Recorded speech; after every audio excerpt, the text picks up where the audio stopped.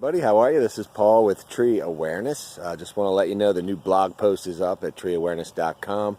It's in reference to topping. Now, I've touched on this subject quite a bit over the years because it's kind of a rant and a rail through the ISA and the New Jersey Board of Certified Tree Experts and the scientific arboricultural community as a whole.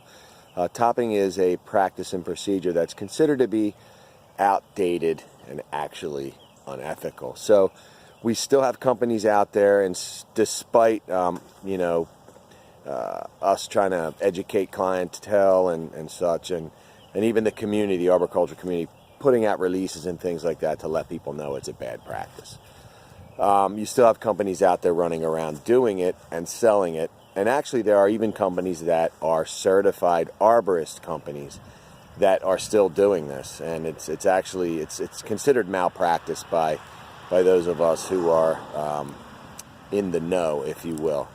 So what I've seen is a bit of a resurgence. Every time you have a storm event, either wind, like we had back in June of 2015, or a storm like this recent ice storm back in March, people are looking for answers, and they're looking for strategies to preserve their trees from this type of damage. Now, it is true that when you shorten a lever, being a branch or limb, or treetop, that you decrease its risk for failure. That is a true statement. However, the way in which we do this is critical. It's all got to do with the cuts being made on the branch at the proper location. Now, where a branch joins another branch, and where that cut is to be made needs to be 1/3 the size of the one you're cutting. So, if I'm making a cut in a large diameter limb, I need to go back to a smaller diameter limb, but that limb has to be at least 1/3 the size of the one I'm cutting.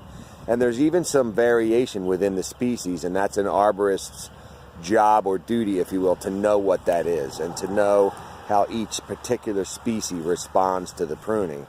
We sort of, in our company and in the community that I move in, we pride ourselves in kind of knowing through experience what trees react in what fashion according to their species. So listen, when you're hiring, just because someone has a fancy truck or even a certification, those things are not, those things are easy to discern, whether a company looks legit and has insurance and things like that, because they're provable. It's very difficult, on the other hand, to prove someone's makeup, their character, or their ethic.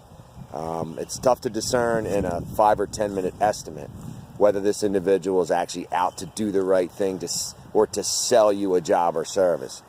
Obviously, we're in the business of earning money through doing what we do, but it's more of a passion for us, engaging with the trees and our clients, and we want to do what's right regardless of whether it's profitable or not. So I hope this day finds you well. If you want to read the little article, we posted it up on the website, again, in our blog called The Root Zone.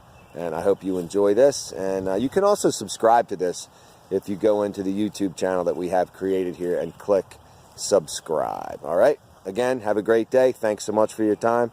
Talk soon. Bye.